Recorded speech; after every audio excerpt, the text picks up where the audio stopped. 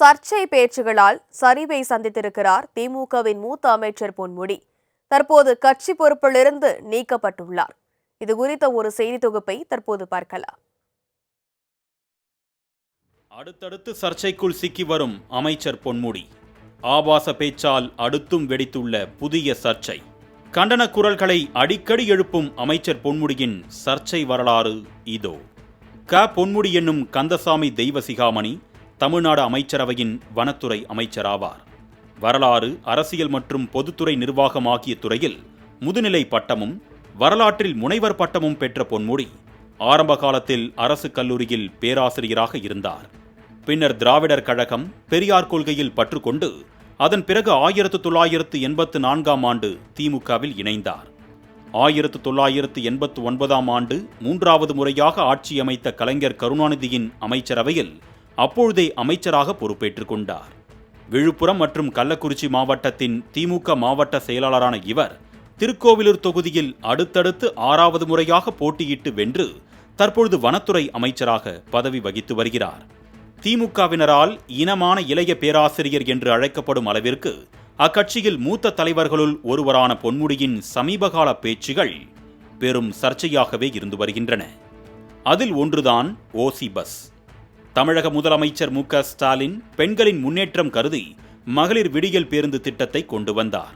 இதுகுறித்து நிகழ்ச்சி ஒன்றில் பேசிய அமைச்சர் பொன்முடி, இப்பொழுது பெண்கள் எல்லாம் எப்படி பயணம் செய்கிறீர்கள்? கோயம்பேடு போக வேண்டும் என்றால் ஓசி பஸ்ஸில் தானே செல்கிறீர்கள் என்றார். இந்த வீடியோ தமிழக பெண்களிடத்தில் பெரும் தாக்கத்தை ஏற்படுத்தியதோடு கண்டன குரல்களும் கடுமையாக ஒலித்தன. இப்ப பஸ்ல எப்படி போறீங்க? இங்க இருந்து கோயம்பேடு போகணும்னாலும் இங்க இருந்து எங்க போகணும்னாலும் எல்லாம் ஓசி பஸ்ல போறீங்க. இதற்கு முன்பாக அரசு நிகழ்ச்சி ஒன்றில் ஊராட்சி ஒன்றிய பெண் தலைவரை ஏமானி எஸ்சி தானே என்று மேடையிலேயே கேட்டது பெரும் சர்ச்சையாக வெடித்தது. இதனைத் தொடர்ந்து இப்போது பெண்கள் குறித்து ஆபாசமாக பேசியுள்ள அமைச்சர் பொன்முடியின் வீடியோ வைரலாக பரவி அனைத்து தரப்பினருக்கும் அதிர்ச்சியை ஏற்படுத்தியுள்ளது. கூட்டத்தில் பேசிய அவர், ஒரு விலைமாது வீட்டிற்கு ஒருவன் போகிறான். அங்கு போகும்போது ஒரு பெண், நீங்கள் சைவமா வைணவமா என்று கேட்கிறார்.